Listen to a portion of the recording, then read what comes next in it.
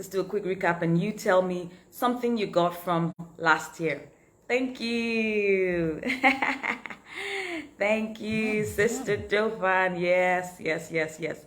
So, what did we say? Oh, great. Your day was awesome, Vanessa. I'm happy to hear that. So, what did we say a dream is? Yeah. Last week, we said a dream is an inspiring picture of the future that energizes your soul, your mind, your will, empowering you to do everything you can to ensure that you achieve that dream. So an inspiring picture, it energizes you, it empowers you. And we said a genuine dream is a picture and blueprint of your purpose and potential. Those are the two answers I was looking for on the group. Purpose and potential. All right? Thank God. Godia, your day was great. Great to hear that. All right? And then we said that there are 4 common reasons why people have trouble identifying their dream. Number 1, they've been discouraged by other people. Number 2, that they faced disappointment like everyone else. We said number 3, that some people are simply in the habit of settling for average. And number 4, some people just don't have the confidence required to take that move, because we said it requires courage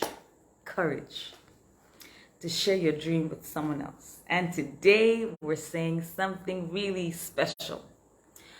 We talked about last week also, we talked about the 10 different questions.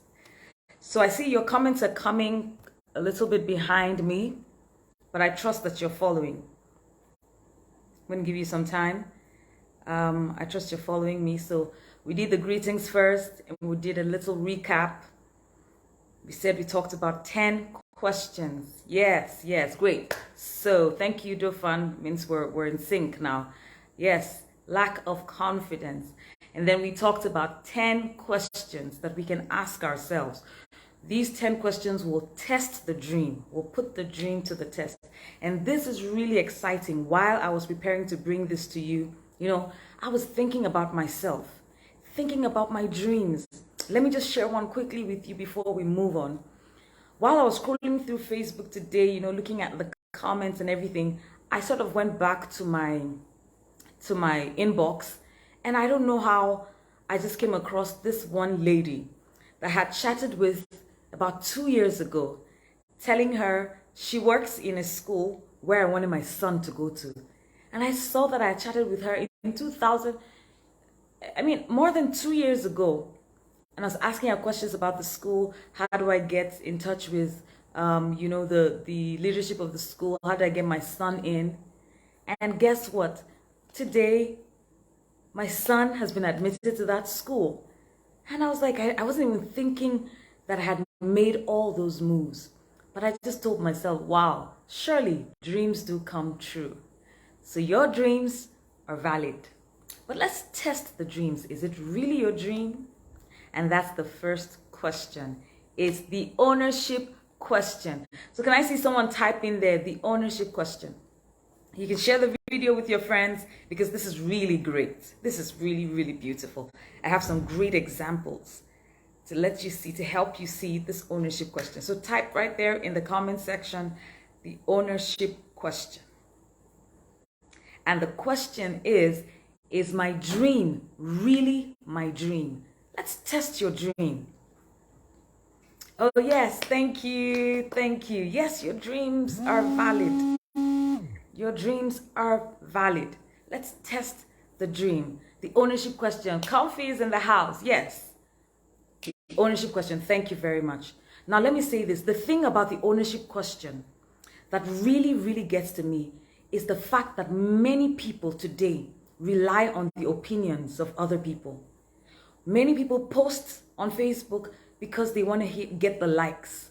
Many people do certain things because they want approval from other people. So it may not be their dream, but they're seeking approval. One example is a child or an adult trying to study a certain course because their father or their uncle said they could go ahead and study that course. Now, I grew up wanting to study medicine because one uncle called me doctor, doctor for the longest time. And so I thought I was meant to be a doctor. And I was doing everything to try to be a doctor. But we're going to see. Now, let me make this one statement. And if you catch it, I'd like you to drop it there. Whatever you think, be sure it's what you think. Whatever you want, be sure it's what you want. And whatever you feel, be sure it's what you feel. So whatever you think, be sure it's what you think, not what someone else is making you think. Whatever you want, be sure it's what you want. Whatever you feel, be sure it's what you feel. Because the truth is, I don't want to go ahead of myself into the clarity question. But when we get into the clarity question, some of these questions will get you really clear on what that dream is. Do you really want it? Do you really want it? Or someone else wants it for you? So let's look at the difference. How can we differentiate if someone else owns the dream or if you own the dream? So I'm going to give you some differences.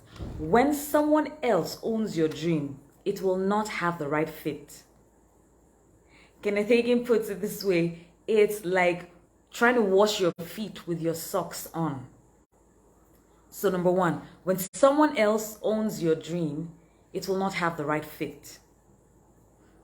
In fact, that's kind of hard to explain. But when you own your dream, it feels right. Right there in your inside, it feels right. There's a peace. I can't explain. It's just at that moment, you know this is it. And I like to share another, something that happened. I talked about the story of my son and how I looked a few years ago, and I said that's where I wanted him to be, and that's where he's going. Now, when I was getting ready to get married to my husband, the odds were against us. There's so many people who didn't want it. We're from different cultures, different tribes, and everything seemed to be against it. But it seemed right to me. It felt right. It had the right fit. All right, so that's one. If someone else owns it, it won't have the right fit. If you own it, it will feel right. Welcome, blessing. Don't worry, you're not too late. We're talking about the difference between when someone else owns your dream and when you own your dream, because we're talking about the ownership question. Now, number two, when someone else owns your dream, it will drain your energy.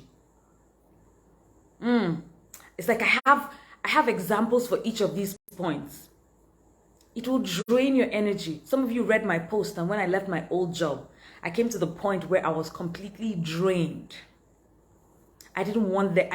I was drained physically, spiritually, emotionally. I was drained. The job had drained me. I was looking for something. I wanted, my dream was calling me. It was pulling me. So if it's someone else owns the dream, it drains you. But if it's yours, guess what? It fires you up. If you own the dream, it fires you up. Somebody give me the fire emoji. When it's your dream, you feel fired up. You won't be drained. You will work and work. And I see some of you here like that. I see you fired up. You keep doing what you're doing. You keep running for it. You keep pushing. You keep going. And that's awesome. Guess what? If someone else owns your dream, it will put you to sleep. How many of you know, have you ever been to the job where you keep sleeping? You go late to work, you close early, you sleep on the job. It's not yours. You haven't taken ownership of that space. And we'll get to that. There are phases in life. Sometimes you don't have to be, doing what your dream is. You may be working on another person's dream. But to help that person succeed, you need to own it. But that's not what we're talking about today. We want to determine your dream. We want to see if it's yours, if you truly own it. All right. So it will put you to sleep if it's someone else's own. But if it's yours, it will keep you up at night. Some of you, after this, you're still going to do stuff about your dreams. You will go to bed late. You will put stuff together. You keep working. When the kids, if those of you who have children and those of you who are married, you wait for everyone to go to sleep and you will keep working. So if it's not your dream, you will sleep off. And if it's yours, you will keep up. It will keep you up late at night. Are you ready for another one? Now, if it's not yours, if someone else owns your dream, it takes you out of your strength zone. And what you find is that you're struggling, constantly struggling, because you're not in your strength zone. So if someone else owns that dream, it takes you out of your strength zone. You're drained because you're struggling too hard. Now, when it's your dream, when you own the dream, it takes you out, listen to this, of your comfort zone. And I'm telling you, success begins when you leave your comfort zone. You know, you can write that down. Many times people are just in their comfort zone. We learned that people do not kick off their dreams because they settle. But if you own the dream, if it's yours and you take ownership of that dream, it will take you out of your comfort zone. You do things that are not comfortable.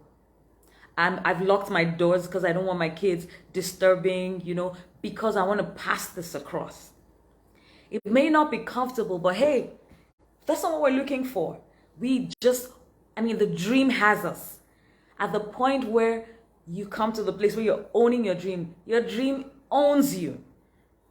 All right? So if you own the dream, it will take you out of your comfort zone. Now listen to this. I love this one. When someone else owns your dream, it will be fulfilling to others. That dream will be fulfilling to others. And that's what we're talking about, validation from people. Many people just keep looking for, validation from people. What does he say? What will he say? What will my boyfriend say? What will he say? What will my teacher say? What will someone say? And so that dream, if someone else owns it, it will be fulfilling to others because it's theirs, but it's not yours.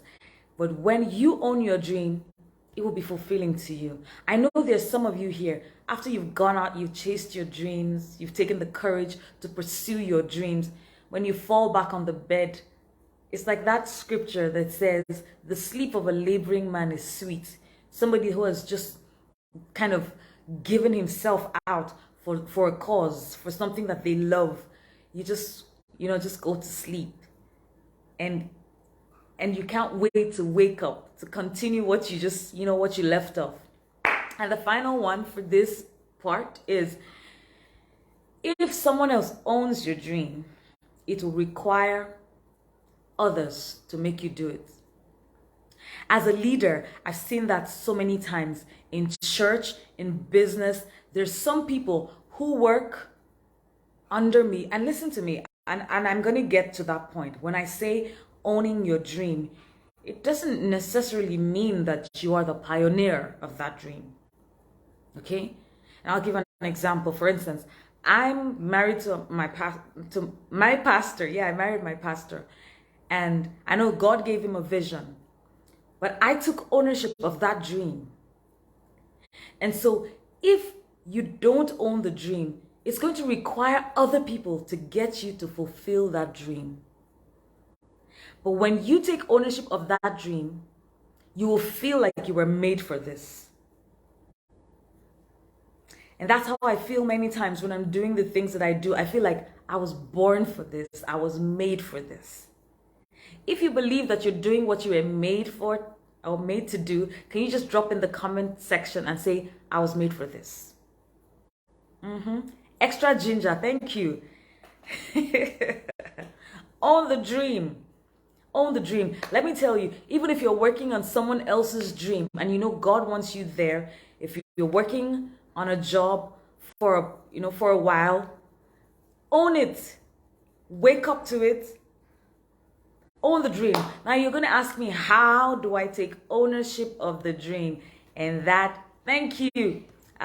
Miss Shimaru, good to have you here. I was made. Chika, I know you were made for this. Blessing. Oh yes, I know. And comfort. am I talking to the wrong people? Like I was trying to get people who probably don't know their dreams, and we need to put this dream to the test. But all these ladies that I have here, I mean, I see all the great things you do. Like you girls were made for the things that you do. Yeah. Oh, yes, yes, yes. Esther, you were made for this. Thank you. I'm super pumped, really. Yes. Dofan, do you have to say that? Like, do you have to type it?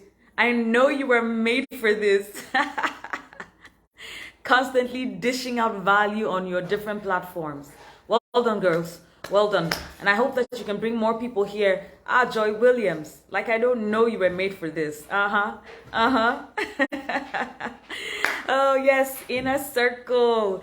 I'm so excited. There's more. Thank you, Blessing. Now, that's where we're going to. There is so much more. So, how to take ownership of your dream. I know we're already doing great things, but like Blessing just said, there is so much more. So let's look at the first one. We're just going to look at 5 things. Like I told you, this may just be 30 minutes, and I'll let you go off to go keep chasing those wonderful dreams of yours. So let's look at the first one. How do we now take ownership of our dreams? How do you take ownership of your dream? Whether you're the pioneer or whether you work under someone for now. Oh, Daniela, great to have you here. Don't worry, you're not late. There's going to be a replay and you can watch it from the beginning. Okay, thank you so much, Dofan, for inviting your friends, for bringing them here. Awesome, awesome. So the first one, let's say this. Some of these phrases, you may never have heard about them, but don't worry. That's why I'm here to coach you, to take you from where you are to where you ought to be. Okay, so number 1, be willing to bet on yourself. Think about betting. I know we don't bet here. People with great dreams don't do that kind of stuff. The only place that you should be willing to bet is on yourself. You know what that means?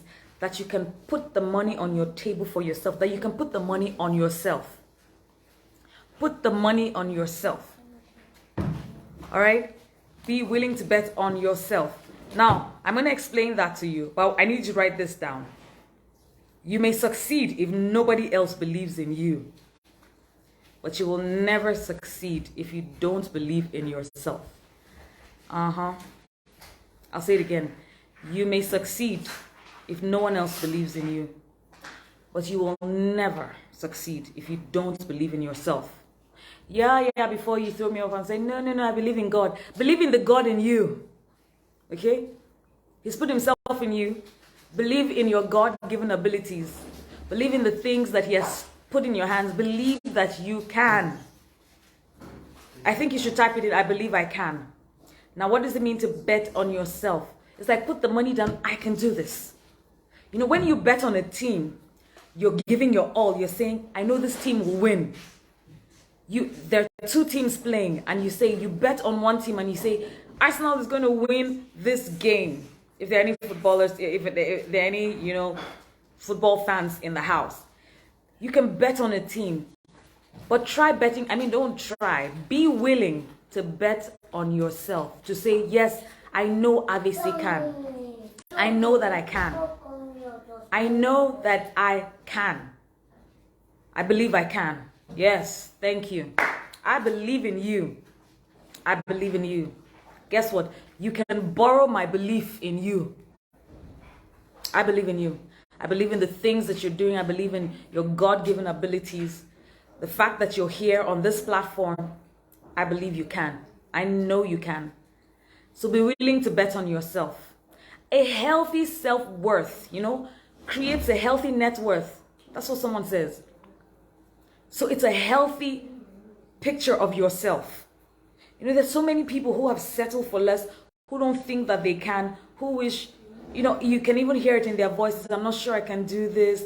And let me tell you, if you keep talking like that, nobody's going to come and help you. People want to create a pity party. The thing I know about pity parties is that the only people you find there are pity parties. So you go around the circle. One person shares their story and they're like, oh, are you serious? And you cry and you cry. It's okay to cry, but bet on yourself and say that you can. It's a healthy self-worth. A healthy self-worth, not overly. Even the Bible says you should not think of yourself more highly than you ought to. And that means you should not think of yourself more lowly than you ought to. You shouldn't even think of yourself low at all. All right, great. So number one, be willing to bet on yourself. That's how you're going to take ownership of this dream. Number two, lead your life instead of accepting your life. I'm going to share some things here with you. Lead your life. Number two, lead your life instead of accepting your life. Many people have simply, that's the way my life is. That's the way my face is. Why are you not smiling? Why? That's how my face is. Why is this like this? That's how I was born. Let me tell you something about choices that I learned some time ago from my mentor. Remember, this teaching, this study is based on a book by John Maxwell titled Put Your Dream to the Test. All right? So, I just learned a long time ago about choices. And what I learned was that at the beginning of life, we all have no choices. All right?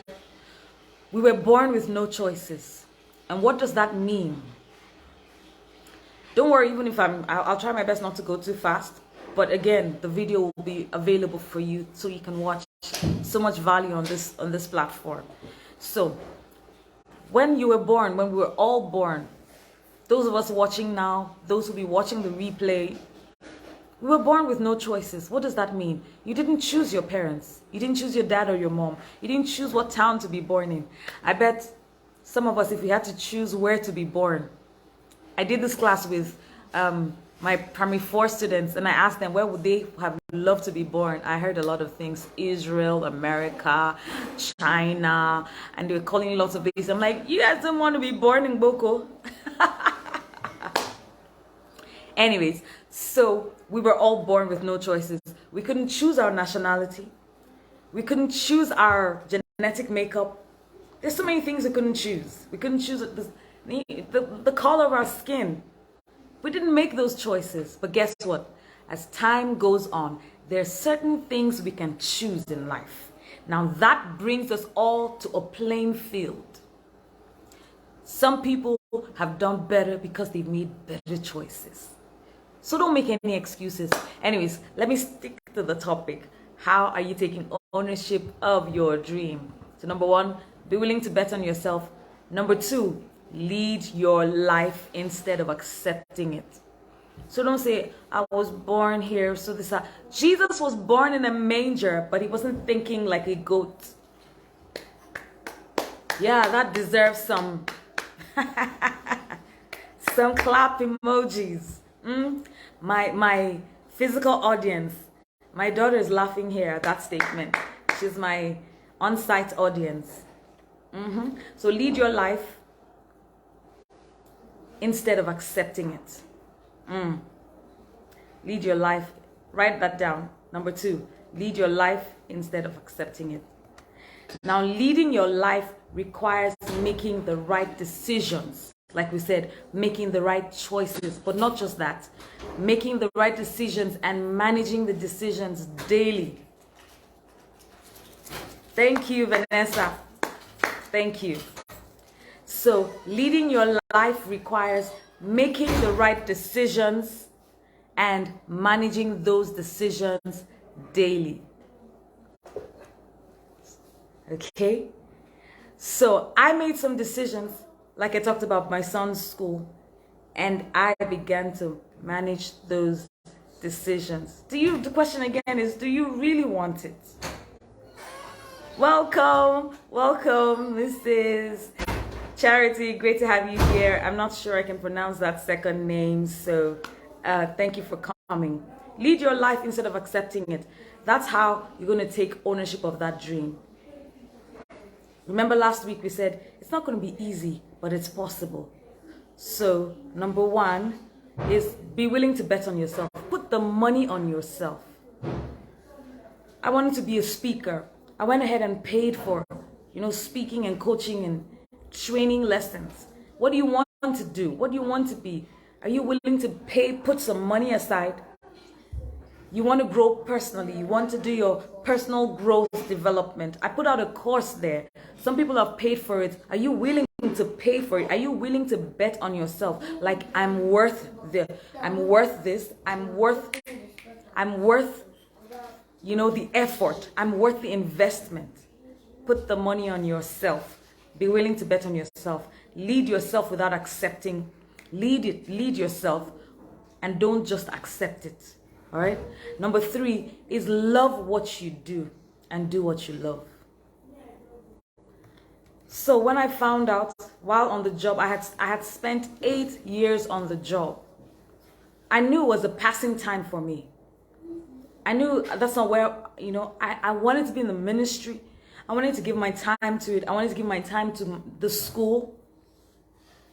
And so I had to make some trade-offs. Like you watch the video. I had to just do some trade-offs. But I came to do what I love to do. That moment when I hear the children, when I just hear their voices and I hear their sounds all over, and I'm in a class and I'm teaching and we're having fun, it blesses my heart. I know this is what I was called to do. So do what you love. Love what you do and do what you love. Again, like I said, some of us may be at a passing phase. In that place, put your heart to it. Love what you do. Love what you do. Okay? Love what you do and do what you love. Somebody said, the CEO of Hewlett Packard, some of you may even be using laptops now or some devices. He advises, love what you do or don't do it at all. Love what you do or don't do it at all. Somebody write that. Love what you do or don't do it at all. Because what I find with people who do what they don't love is that they pass all the grouchiness, all the hatred, all the negative energy. They pass it to all the people around them, and it doesn't get the work done. So it's important for you to love what you do and do what you love. Okay? Don't make a choice of any kind, whether in career or, just because it pleases others. I find, especially with social media, there's a lot of men pleasing and women pleasing. There's sometimes you're on social media and you ask, you just, you go home to sleep and you're just depressed because you're like, Nami be this, my mates are here. Who's your mate? Who's your mate? Now God created you uniquely. You know what the Bible says? That the plans that I have for you, they're of good and not of evil, to give you a hope and a future. God has a plan for you. And it's not the same plan with everyone else. We have a family here in Boko that just recently moved to another country, and they had daughters. My daughter is an only daughter, so she's got friends who are girls, and then she visits them a lot, and she's happy when she's with them. And so they moved to another country. They moved to Canada, and so I was doing this I was doing a WhatsApp video call with them, and she saw them, and I could suddenly see depression. She was unhappy they had left. And I started to talk to her, but look, God has a plan for your life. You don't move because people are moving. When it's time to move, you move. You move when God needs you to move. You don't move because people are moving. And people are like, what are you doing in Boko? I'm like, what are you doing where you are? So make the choice to do something because it engages your heart. It's a heart matter. It's the matter of the heart. It's between you and God. Don't get derailed by social media. Even with people who are in the same sector with you. For instance, I have a school. And then there are lots of people on social media putting up pictures, putting up things. Stick with what God has called you to do. In ministry, everybody's on Facebook. And that's a great thing because you're ministering to people, sending messages out. Don't get in the rat race. You can learn from people, but the worst thing you can do is to start to compare yourself with other people. So I'd like you to put this down. Talent without passion. Okay, we're still talking about loving what you do. Talent without passion is equal to potential without possibility. Talent without passion is equal to potential without possibility. So you know what? Your talent is your potential. But if there's no passion, if there's no love, then your possibilities are very low. So your talent without passion is equal to your potential without possibility. All right? Your talent without passion is equal to potential without possibility. Thank you.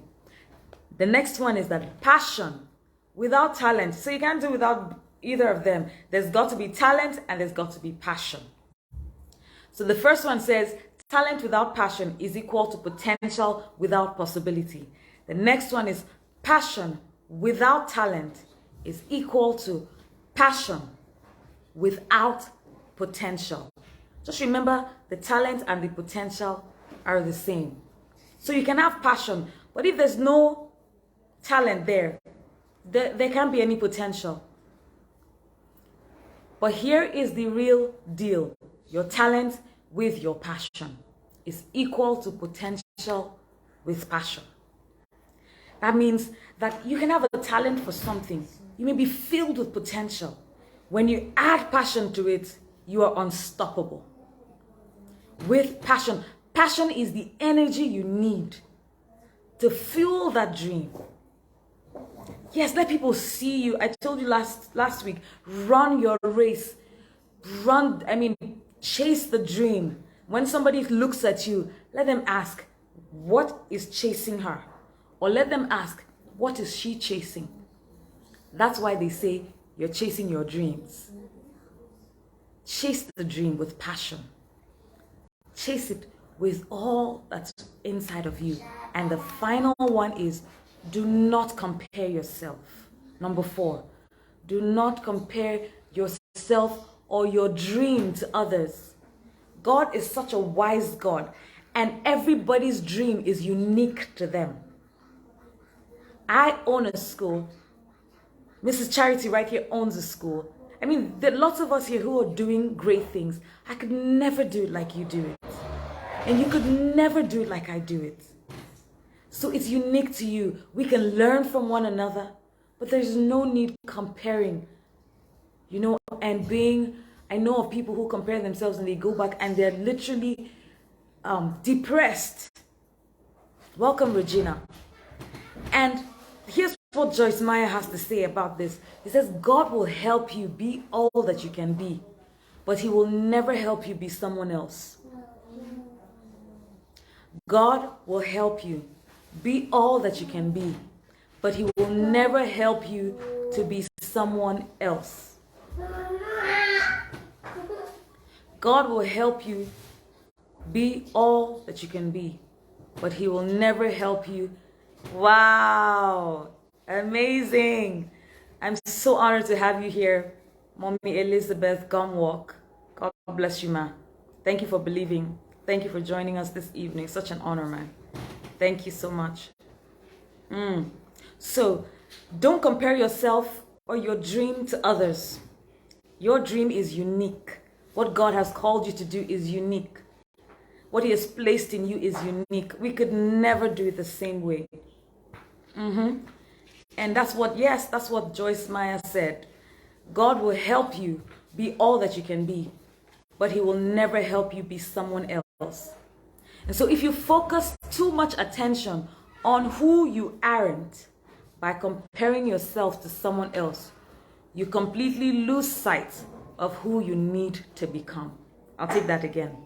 If you focus too much attention on who you are not by comparing yourself to someone else, you completely lose sight of who you need to become. I'll take it one more time. If you focus too much, listen, if you focus too much attention on who you are not by comparing yourself to someone else, you completely lose your sight. Lose sight of who you need to become. Now, I'll give you an advice. If you want to compare yourself with someone, compare yourself with yourself. Be a better version of yourself every single time. Be a better you today than you were yesterday. Because your dream is unique. It's different. Okay? It's different. And like I said at the beginning, you know, people have been put in that place where they're just simply seeking validation from people. Get free of it. Break free from it. Let me tell you the 18-40-60 rule. How many of you are ready for this? And that's where we wrap it up. The 18-40-60 rule. It says when you're 18, you worry a lot about what everyone is thinking about you. Like, what are they saying? And if you have any teenage girls, or even, 18, 20s, and even 30s. So you're really worried. What are people saying? What are they saying about me? What are they saying? And then you get to 40. And you're like, heck, I don't care what anybody thinks. Guess what? I'm not 60 yet. I'm not even 40 yet. But I have heard, based on the 18-40-60 rule, that when you're 60, you find out that nobody was thinking about you. So when you're 18, you're worried about what everybody is thinking about you. When you're 14, you're like, you don't care what people are thinking. You know, you still feel like they're thinking, but you simply don't care. But then when you're 60, you know, it dawns on you, nobody was really thinking about me.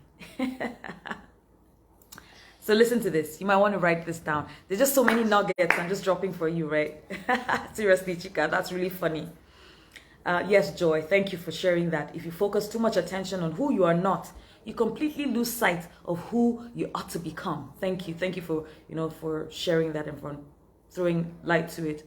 So when you compare yourself, and this is so true, and this puts you in a complete rot, in a place where you're not growing. Remember, this is a growth environment. This is a growth platform. And my desire is that every one of us will grow in our niches, will grow in our dreams, will grow in God's purpose for our lives. So when you compare yourself with those who are superior, you feel inferior. And that's a bad place to be. When you compare yourself to those who are superior in your own mind, you feel inferior. That's what happened to the children of Israel. You know, when the spies were sent to Canaan to spy the land, they saw the giants as superior to them. And the Bible says, and we were as grasshoppers. And so we were in our own eyes, not in anyone's eyes. So when you see people and you think, hey, these guys are superior to me, and you begin to compare yourself, you feel inferior.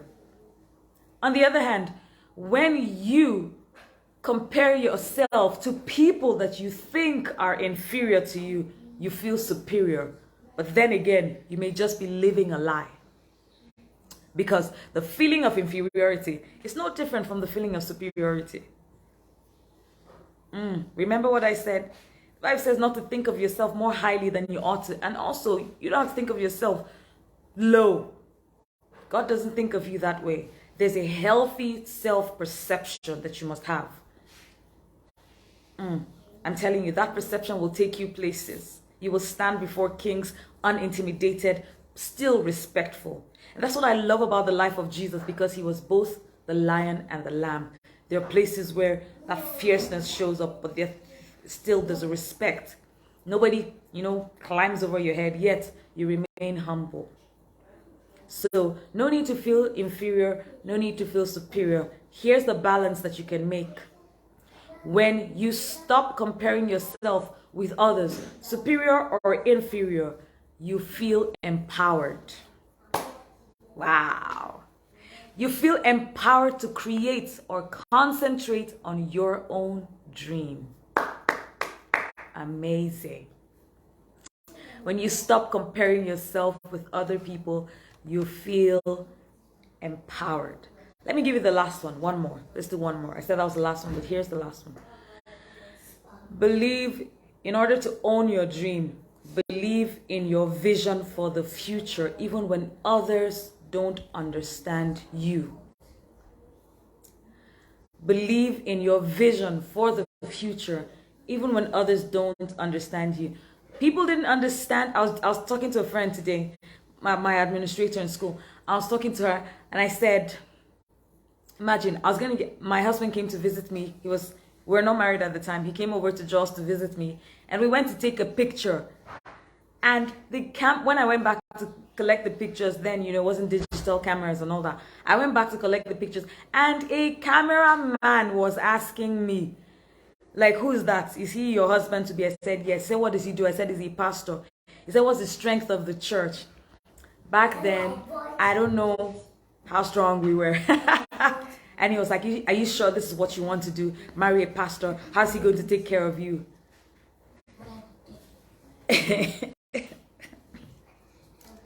I have to drink water at this point. In my mind, I was like, cameraman, this is, this, these ones, these days, they call them photographers. That one was a cameraman.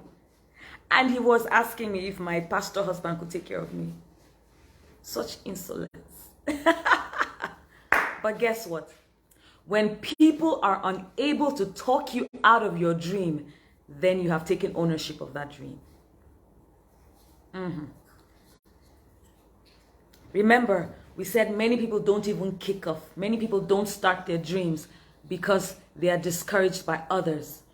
So if you're unable to be talked out of your dream, then you have taken ownership of that dream.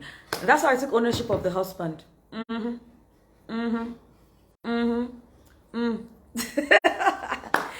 that's how I've taken ownership of many other things in my life. Refuse to be talked out of it. Again, well, like I said, we're testing the dream. So if you're being talked out of it, you need to test it. Bring that dream to the more platform and let us test it for you. Let's test that dream for you. All right? So, okay, this is great.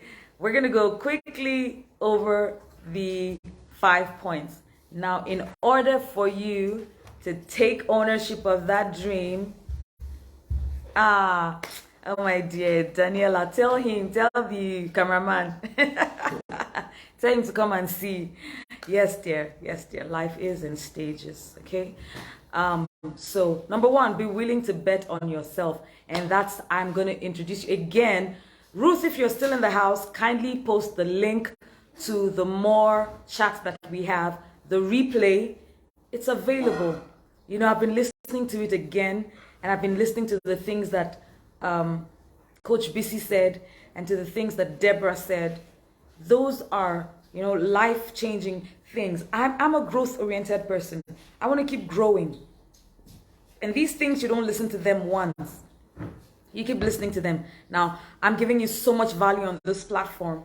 But that one, I want you to test the dream by paying for that. 10,200 Naira, that's how much it costs.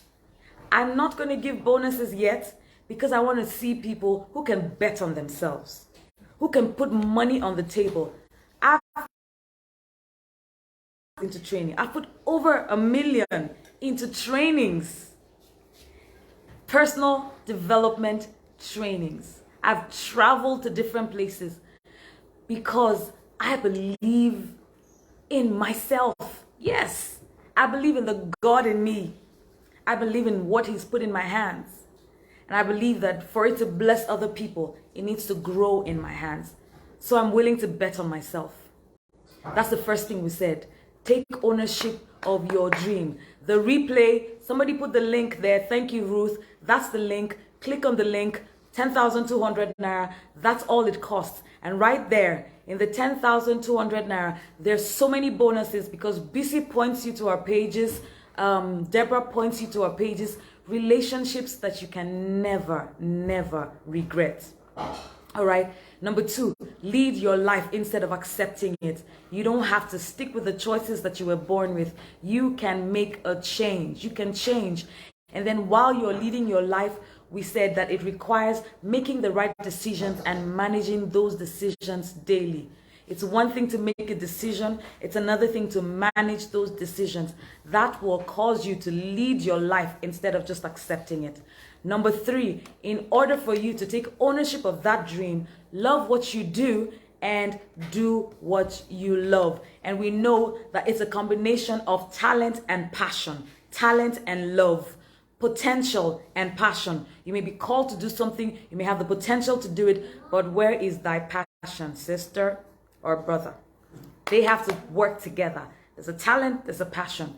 I want to see ladies and guys who wake up in the morning filled with vigor, filled with energy, waiting for the next thing to do, to fulfill that dream, to go after that dream with vision, with vigor, with passion, with love.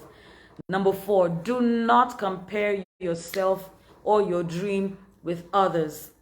All right, and remember what Joyce Meyer said to us. God will help you be all that you can be, but he will never help you be who somebody else is. All right? And when you focus too much on other people, on who you are not, comparing yourself with other people, you simply lose sight of who you are becoming. Okay? So don't compare yourself with people you think are superior to you. You're going to feel inferior. Don't compare yourself to people you think are inferior to you, because you are going to be feeling superior, and that will put a plateau on you. Remember, we talked about the law of the lid that won't let you go past that top, but there's higher, there's more. That's what we call this platform, more. There's always more. There's a higher place to go to. God is calling you to a higher place. He's calling you to higher fulfillment of your dreams and your visions and your goals.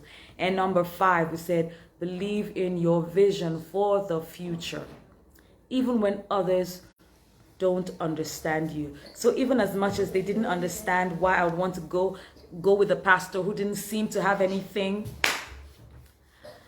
well, the rest is history. Why I will quit my job to face a small school.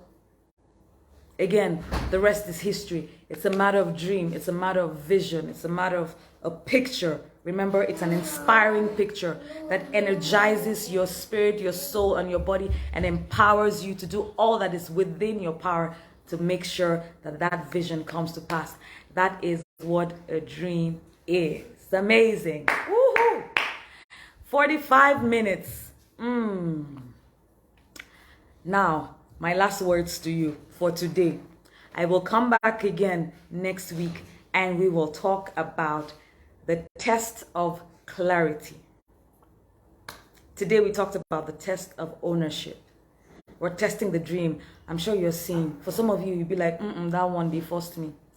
They forced me. And some of you are like, yes, I was born for this. This is me. I got this. I can do this. So will you, when you're, in your final years, in your twilight years, and you're looking back on your life, will you sense that you lived life to the fullest, striving to fulfill your purpose and realize your dream? Or will you feel that you lived merely to fulfill the expectations of your parents or your spouse or your friends? Remember what Deborah told us in that same more. You need to buy the replay. In that same more chat, Deborah told us that one of the greatest regrets that dying people have is that they wish that they lived a life more true to themselves. But that will not be yours. And I told you last week, on your deathbed in your old age, you will say, I fought the fight, I won the race.